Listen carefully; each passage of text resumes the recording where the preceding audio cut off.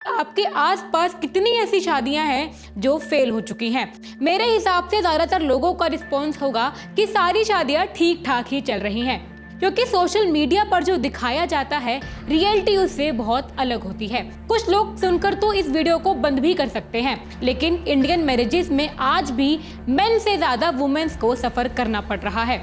Data को देखो तो इंडिया के अंदर मैरिजेस में जितने इश्यूज होते हैं उसमें वुमेन्स का रेट मेन से काफी ज्यादा है, लेकिन 4 केसेस में मेन विक्टिम बन गए और पूरा इकोसिस्टम वुमेन को विलन बनाने पर उतर आया। पर 1% डिवोर्स रेट वाला डेटा कितना फ्रॉड है ये तो आप भी जानते हैं और मैं भी जानती हूँ। मुझे समझ नहीं आता कि हमारे वर्ल्ड के ग्रेटेस्ट पेरेंट्स जो अपने बच्चों की खुशी से ज्यादा सोसाइटी की अप्रूवल की इतनी चिंता क्यों रखते हैं। ये तो सिर्फ एक रीजन है, लेकिन हमारे यहाँ पे इंडिया में अरेंज मैरिजेस बेवजह के रीजन से होती हैं। इनफैक्ट जितने भी वाहियात रीजन आप सोच सकते हैं ना, उन सब की वजह से एक्चुअल में हमारे देश में रिश्ते करवाए जा रहे हैं। और यह लोग जो हर लड़की को कैरेक्टर सर्टिफिकेट बांटते घूमते हैं ना, इनकी बहन के बारे में कोई ऐसा करे ना तो उनको आग लग जाती है। इसलिए मैं सभी मेंस को कहना चाहती हूँ कि थोड़ी सी क्रिटिकल सेंस ना अपने अंदर भी लेके आओ, अपनी थिंकिंग को थोड़ा सा चेंज करो, जर्नलाइज करना बंद कर दो। रही बात वुमेन्स की, तो मुझे पता है कि some be womens have taken it really too far और उन्हें कॉल आउट किया जाना बहुत जरूरी है, लेकिन ऐसा भी नहीं है कि सारी वुमेन्स एक जैसी होती हैं। अगर ऐसा है तो फिर इसमें आपकी बहन, आपकी माँ और हर कोई इसमें आ जाएगा। एंड आई एम श्योर, मैं जब भी बोल रही हूँ कि आपकी माँ और आपकी बहन को अगर आप इस तरीके से बोलेंगे तो उनको बुरा लगेगा, तो अभी भी आपको इस चीज़ को लेके बहुत बुरा लग रहा होगा। आप मेरे को इससे कमेंट में गाली भी लिख सकते हैं, लेकिन ये कहीं ना कहीं सच है। नमस्कार दोस्तों, मैं हूं आपके साथ नेहा अग्रवाल और आप देख रहे हैं डिकोड। और डिकोड में आप सबका बहुत बहुत स्वागत है। दोस्तों, ये मेरी पहली वीडियो है और मैंने इसके बारे में बहुत सोचा, काफ़ी विचार करने के बाद मैं इस वीडियो को लेकर आ रही हूँ, तो वीडियो को आखिरी तक ज़रूर देखिएगा। लेकिन उससे पहले एक एक्सपेरिमेंट कर लेते हैं। आप जितने भी लोग इस वीडियो को देख रहे हैं, प्लीज एक बार वीडियो को पॉज करके कमेंट में लिखो कि आपके आसपास कितनी ऐसी शादियां हैं जो फेल हो चुकी हैं और कितनी ऐसी सही शादियां हैं जो चल रही हैं। आप कमेंट में फेलिंग या वर्किंग करके भी लिख सकते हैं। साथ ही आपके आसपास के सर्कल का मतलब है आप, आपके दोस्त, आपके रिश्तेदार, सारे लोग इसमें शामिल हो जाते हैं। मेरे हिसाब से ज्यादातर लोगों का रिस्पॉन्स होगा कि सारी शादियां ठीक ठाक ही चल रही हैं, क्योंकि सोशल मीडिया पर जो दिखाया जाता है रियलिटी उससे बहुत अलग होती है। इनफैक्ट मैं कुछ ऐसा कहने वाली हूँ जिसके बाद कुछ लोग सुनकर तो इस वीडियो को बंद भी कर सकते हैं, लेकिन इंडियन मैरिजेस में आज भी मेन से ज्यादा वुमेन्स को सफर करना पड़ रहा है। और आज इसी बात को मैं साबित करके बताऊंगी कि मैं ऐसा क्यों बोल रही हूँ, क्योंकि हम वुमेन्स को कितना भी विलन बना ले, लेकिन रियलिटी से कोई भाग नहीं सकता है। और सच यही है कि on one average women marriages में मेन से ज्यादा काफी ज्यादा सफर करती हैं महिलाएं, और डोमेस्टिक अब्यूज भी सबसे ज्यादा महिलाएं ही फेस करती हैं। गला दबा के मारा हुआ है, निशान है, कपड़े पूरा फटे हुए। मुझे पता है दोस्तों कि मेंस के अगेंस्ट भी ऐसे वायलेंस क्राइम बहुत ज़्यादा बढ़ रहे हैं, लेकिन इसकी वजह से सारी वुमेन्स को जनरलाइज करना सही नहीं होगा। और मेरे हिसाब से सारी वुमेन्स भी गोल्ड डिगर नहीं होती हैं। और इस वीडियो में मैं आप सबको यही कोशिश करूंगी कि आप इस चीज़ को समझें और वीडियो को आखिरी तक ज़रूर देखें। आजकल सोशल मीडिया पर कुछ चुनिंदा केसेस को हाईलाइट्स करके यह डर बेचा जा रहा है कि मेन सेफ नहीं है। ये देखो, इन भाई साहब ने लिखा है कि ऑलमोस्ट सारी वुमेन्स पोटेंशियल मास्टर्स होती हैं। आप नीचे कमेंट्स में देख लेना कि मोस्टली लोग यही कहते हुए नजर आएंगे कि मैं अब शादी नहीं करने वाला हूँ। स्पेशली आज के जो टीनेजर्स हैं, जो 20s में जो मेंस हैं, उन्हें शादी के बारे में पूछो तो वो कहते हैं कि शादी करने का कोई पॉइंट ही नहीं रह गया है, एलिमनी देने से अच्छा है सिंगल रहो। पिछले कुछ टाइम में ऐसे केसेस हुए हैं जिसकी वजह से यह डर लगता है कि लड़कियां अपने बॉयफ्रेंड के साथ मिलके फील्डिंग ना सेट कर दे। मुझे पता है आजकल ऐसे बहुत सारे केसेस सुनने को मिलते हैं। मुझे यह भी पता है कि ऐसे केसेस भी सुनने को मिल रहे हैं जिसमें शादी के बाद वाइफ चीटिंग करती है, लेकिन फंसता लड़का है। उसे कोर्ट के चक्कर काटने पड़ते हैं और पूरे परिवार को डोमेस्टिक अब्यूज का केस लड़ना पड़ता है। ऐसे कई केसेस में लड़के को भारी एलुमनाई भी देनी पड़ती है।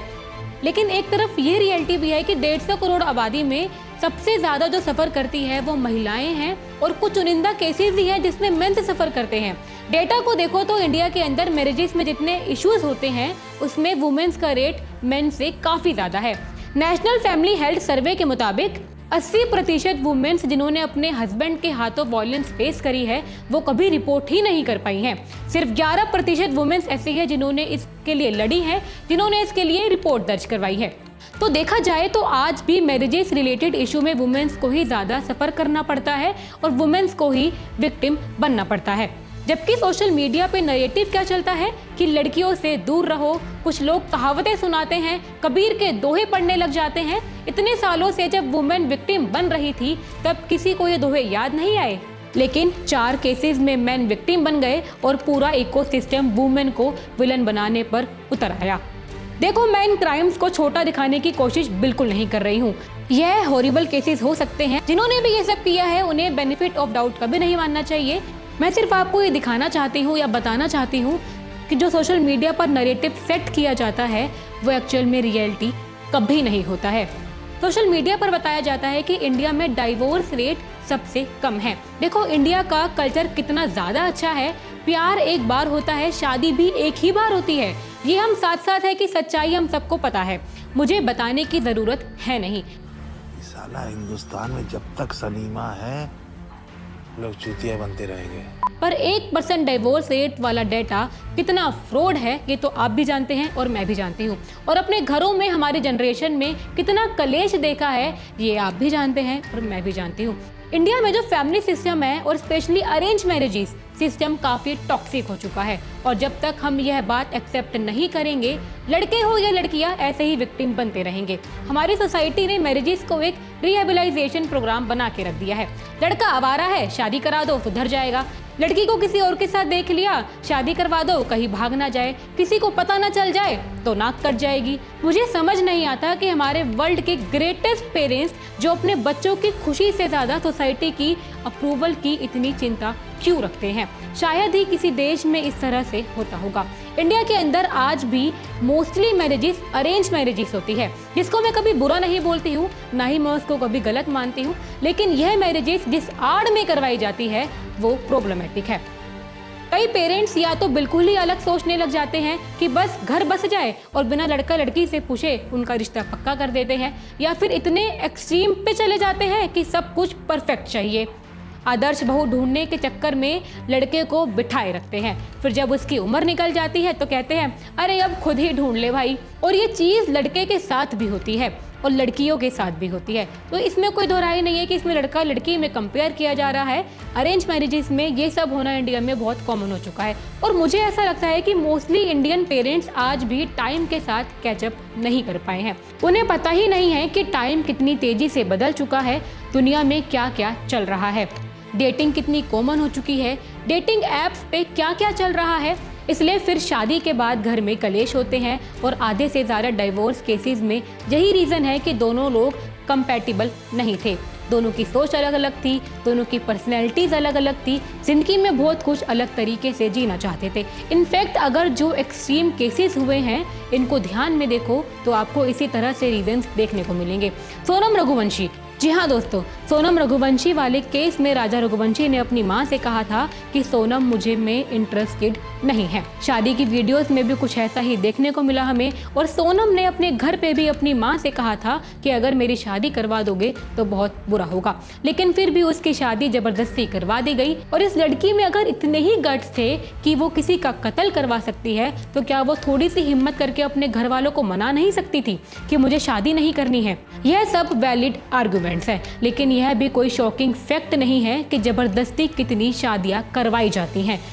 ऐसे ही हर साल हजारों शादियां होती हैं जिसमें पेरेंट्स बच्चों के कंसेंट के बिना उनकी शादी करवा देते हैं। ये तो सिर्फ एक रीज़न है, लेकिन हमारे यहाँ पे इंडिया में अरेंज मैरिजेस बेवजह के रीज़न से होती हैं। अगर हम कुछ एग्जांपल्स ले कि किन वजहों से हमारे इंडिया में शादी की जाती है बेवजह। सबसे पहला तो है कि पेरेंट्स रिटायर होने वाले हैं, इससे पहले बच्चों की शादी करवा दो, दादी का टाइम नज़दीक आ रहा है, बच्चों की शादी देख लेंगी, एक पोते का मुंह देख लेंगी तो कितना अच्छा होगा। अगर 3-4 बच्चे हैं तो बड़े वालों की शादी जल्दी करनी पड़ेगी। इनफैक्ट जितने भी वाहियात रीजंस आप सोच सकते हैं ना, उन सब की वजह से एक्चुअल में हमारे देश में रिश्ते करवाए जा रहे हैं। तो फिर प्रॉब्लम कैसे नहीं आएगी? लड़का और लड़के की कंपैटिबिलिटी के बजाय यह देखा जाता है कि घर वालों के पास कितना पैसा है, दहेज में क्या क्या मिलेगा, कैसे नहीं होगा झगड़ा, कैसे नहीं होंगे डाइवोर्स, कैसे नहीं होगी चीटिंग। लोग कहते हैं कि आजकल की लड़कियां चीटिंग करने लगी हैं और यह भी बहुत बड़ा भ्रम है। पहले क्या हुआ करता था, पहले इतना सस्ता इंटरनेट नहीं हुआ करता था, इसलिए पता नहीं चलता था। अगर आपने कभी भी अखबार पढ़ा हो तो ऐसे केसेस कोई ना कोई बात पे आपको देखने को मिल जाएंगे। ऐसे क्राइम बहुत पहले से होते आ रहे हैं, बस अब इंटरनेट आ गया है और न्यूज़ वालों को पता चल गया, इससे टीआरपी मिलती है, तो उनको एक केस दिखता है जो वो वायरल कर देते हैं और ऐसे 10 केसेस ढूंढने लग जाते हैं। दूसरी चीज़ ये भी है कि इंटरनेट पे अगर लड़कियों को गाली बकोगे तो व्यूज़ बहुत आएंगे, तो लोग व्यूज़ बढ़वाने के चक्कर में वुमेन्स के हेटर बन जाते हैं और गलत चीज़ें करने लगते हैं जिसकी कोई हद ही नहीं है। और ऐसे लड़के भी हैं इंडिया में जिनको प्ले बॉय कहा जाना चाहिए, लेकिन वो क्या कहते हैं, लड़कियों को तो वर्जिन होना चाहिए। और यह लोग जो हर लड़की को कैरेक्टर सर्टिफिकेट बांटते घूमते हैं ना, इनकी बहन के बारे में कोई ऐसा करे ना तो उनको आग लग जाती है। इसलिए मैं सभी मेंस को कहना चाहती हूँ कि थोड़ी सी क्रिटिकल सेंस ना अपने अंदर भी लेके आओ, अपनी थिंकिंग को थोड़ा सा चेंज करो, जर्नलाइज करना बंद कर दो। रही बात वुमेन्स की, तो मुझे पता है कि some be womens have taken it really too far और उन्हें कॉल आउट किया जाना बहुत ज़रूरी है। जो वुमेन्स कार्ड प्ले करती हैं उन्हें जितना क्रिटिसाइज किया जाए उतना कम है, लेकिन ऐसा भी नहीं है कि सारी वुमेन्स एक जैसी होती हैं। अगर ऐसा है तो फिर इसमें आपकी बहन, आपकी माँ और हर कोई इसमें आ जाएगा। एंड आई एम श्योर, मैं जब भी बोल रही हूँ कि आपकी माँ और आपकी बहन को अगर आप इस तरीके से बोलेंगे तो उनको बुरा लगेगा, तो अभी भी आपको इस चीज़ को लेकर बहुत बुरा लग रहा होगा। आप मेरे को इससे कमेंट में गाली भी लिख सकते हैं, लेकिन ये कहीं ना कहीं सच है। हम सब लोग इन सारे केसेस के चक्कर में इस वजह से भी फंस जाते हैं या इस वजह से भी मिस कर जाते हैं। इंडिया में जितनी स्पीड से इन्फ्लेशन बढ़ रहा है उतनी स्पीड से सैलरीज नहीं बढ़ रही हैं। इनफैक्ट जॉब मार्केट एकदम पिट चुकी है। IIT, IIM की डिग्री भी आजकल जॉब की गारंटी नहीं दिलवा रही है और घर खरीद पाना इम्पॉसिबल हो जाता है। घर तो छोड़ो, सरवाइव करना ही मुश्किल हो रहा है आज के लोगों के साथ। आप सब लोग इमेजिन करके देखो, एक लड़का जो 22-23 साल की उम्र में कॉलेज की डिग्री लेके निकला है, सर पे एजुकेशन का लोन है, नौकरी का कुछ अता पता नहीं है, पापा रिटायर होने वाले हैं और घर की सारी जिम्मेदारियां उसके ऊपर है, और उसके बाद ऊपर से सोशल मीडिया पर ये सब होता है, तो ऐसे कोई ना कोई केसेस सुनने को मिल ही जाते हैं। और फिर स्टार इन्फ्लुएंसर्स के ट्वीट पढ़ लो तो दिमाग खराब हो ही जाता है कि लड़कियों से दूर रहो। अब खुद सोचो उस लड़के का शादी को लेकर कैसा पॉइंट ऑफ व्यू होगा, वो क्यों अपने दिमाग में चीज़ें ना सोचे, क्यों उसके दिमाग में लड़की को लेकर गलत थिंकिंग नहीं आएगी। इन केस हमारे देश में अगर शादी में कोई इशू आ जाए तो मेंस के अगेंस्ट तो लो है, लेकिन वुमेन्स के अगेंस्ट क्या लो है। एक आदमी की पूरी लाइफ बड़े इजीली डिस्ट्रॉय की जा सकती है और ऐसा होते हुए हम ऑलरेडी देख चुके हैं। और थर्ड इशू ये भी है कि शादी के बाद अगर कोई इशू आता है तो मोस्टली इंडियन मेंस जो हैं ढंग से बता ही नहीं पाते हैं कि उनको अपने पार्टनर में क्या चाहिए था, उन्हें कैसी लाइफस्टाइल चाहिए, उन्हें पार्टनर कैसा चाहिए। इनफैक्ट आज भी बहुत सारे लड़कों के मन में काफ़ी तरह की एक्सपेक्टेशंस होती हैं। वो सोचते हैं कि मेरी वाइफ मेरे कपड़े धोएगी, मेरे लिए खाना बनाएगी, घर का सारा काम करेगी, पेरेंट्स का ध्यान रखेगी। आपने भी अपने घर में ये सब सोचा होगा, इवन आपके दोस्तों के घर में आपने सब चीज़ें देखी होगी। जब भी शादी की बात होती है तो इसी तरह की एक्सपेक्टेशंस होती है लड़कियों से, लड़कों की भी और लड़कियों की भी, और लड़कों की और उनके पेरेंट्स की भी होती है साथ में। क्योंकि इंडियन मैरिजेस में जो शादियाँ होती है वो इन सब थॉट्स पर ही होती है। फिर शादी के बाद लड़के और लड़की दोनों को बहुत बड़ा सरप्राइज़ मिलता है। इवन आज के टाइम में भी, साल 2025 चल रहा है, आज के टाइम में भी ना लड़का ना लड़की आपस में बात करते हैं, सिर्फ शादी करवा दी जाती है। जैसे अरेंज मैरिज होती है, शादी फिक्स हुई और शादी करवा दी गई, ना दोनों ने आपस में बात की कि वो दोनों क्या चाहते हैं, किस तरीके की लाइफस्टाइल को जीना चाहते हैं। क्योंकि दो अलग अलग लोग हैं, दोनों की लाइफ अलग अलग है, लेकिन उनसे ना कोई पूछता है और ना उन दोनों को आपस में बात करने के लिए दिया जाता है। लेकिन अनफॉर्चुनेटली हमारे देश में आज भी ऐसा नहीं होता है। इसलिए मेरे हिसाब से अरेंज मैरिजेस में शादी फिक्स करने से पहले कम से कम 6 महीने डेट करना बहुत ज़रूरी है। आइडली ऑप्शन हो तो 1 साल तक भी डेट कर सकते हैं। डेट करने का मतलब है लड़की से मिलो, बात करो, उनकी पर्सनैलिटी को समझो, उनकी हैबिट्स देखो कि तुम्हारे ख्यालात उसके ख्यालात से मैच होते हैं कि नहीं होते हैं। उसके पास के बारे में जानने की कोशिश करो। कितना टाइम ज़रूरी है वो मैटर नहीं करता है, लेकिन 1-2 बार मिलना बहुत मैटर करता है, क्योंकि जब तक आप मिलोगे नहीं, एक दूसरे को जानोगे नहीं, तब तक आप लोगों की वाइब्स मैच नहीं होगी। और 1-2 मीटिंग में कोई भी नहीं खुलता है। मोस्टली अरेंज मैरिजेस में यही दिक्कत आती है, लड़के लड़की एक बार मिलते हैं और फिर शादी कर दी जाती है। लड़का लड़की तो दूर की बात है, बस फैमिलीज आपस में मिल लेती हैं, डिस्कस कर लेती है क्या लेन देन करना है और शादी हो जाती है। एक मीटिंग में कौन आपको अपने पास के बारे में बता देगा, कौन अपनी असलियत आपके सामने रख देगा, आप ही मुझे बताइए। लड़की के ऊपर इतना ज़्यादा प्रेशर होता है पहली मीटिंग में कि वो खुल के बता भी नहीं सकती है कि वो किसको पसंद करती है और किसको पसंद नहीं करती है, क्या वो शादी के लिए तैयार भी है क्या नहीं है। इसलिए टाइम देना बहुत ज़रूरी है। जब आपको ऐसा लगे कि मैं इस सामने वाले इंसान को एटलीस्ट 50-60% जान चुका हूँ, तभी आगे आपको फैसला लेना चाहिए कि शादी करनी है या नहीं करनी है। और यह चीज़ लड़का और लड़की दोनों केसेस में अप्लाई होती है। हो सकता है कि बहुत बार मिलने के बाद लड़का लड़की दोनों को रियलाइज़ हो कि हम दोनों के थॉट्स नहीं मिलते हैं। अगर लोग ऐसा करने लग गए तो डैम श्योर मैं इसकी गारंटी ले सकती हूँ कि डिवोर्स केसेस अपने आप ही कम हो जाएंगे। आखिरी में मैं ये कहना चाहूँगी कि सोशल मीडिया और असली दुनिया में बहुत फ़र्क है। 510 केसेस के बेसिस पर सारी वुमेन अगर आपको टॉक्सिक लगने लगी है, इस हिसाब से मेन तो एकदम मॉन्स्टर हो जाएंगे, क्योंकि मेंस तो वुमेन्स पर कब से क्राइम कर रहे हैं, कब से शोषण कर रहे हैं, ये आप भी जानते हैं और मैं भी जानती हूँ। इनफैक्ट आज भी आपने अपने दोस्तों के साथ अगर बैठते हो ना, तो आपने सुने होंगे कि लड़कियों के बारे में वो कैसी कैसी चीज़ें बोलते हैं। आपने देखा होगा बेल्ट वाले मीम्स सिर्फ मीम्स नहीं हैं, किसी के जेन्युइन थॉट्स हैं। इस टेक्नोलॉजी का हिस्सा मत बनो। अगर यह वाला वीडियो आपको पसंद आया हो और अगर अच्छा लगा हो, अगर आपको लगा हो कि मैंने सारी चीज़ें सही बोली हैं या मुद्दे की बात है, तो वीडियो को लाइक ज़रूर करिएगा। ऐसी ही और वीडियोस को देखने के लिए चैनल को सब्सक्राइब ज़रूर करें और डिकोड को देखते रहिए। मैं आपके साथ नेहा अग्रवाल। और हाँ, ज़रूर 1 मिनट सुन के जाइए, कमेंट में ज़रूर लिखिएगा कि आपको ये वीडियो कैसी लगी और आपकी इस पर अपनी क्या राय है। आपको क्या लगता है इंडियन मैरिजेस कितनी सफल रही हैं, कितनी सफल नहीं रही हैं? प्लीज़ परसेंटेज दीजिएगा 1 आउट ऑफ 10, जो भी आपको ठीक लगे, या कमेंट में ज़रूर लिखिएगा कि ये वीडियो आपको कैसी लगी।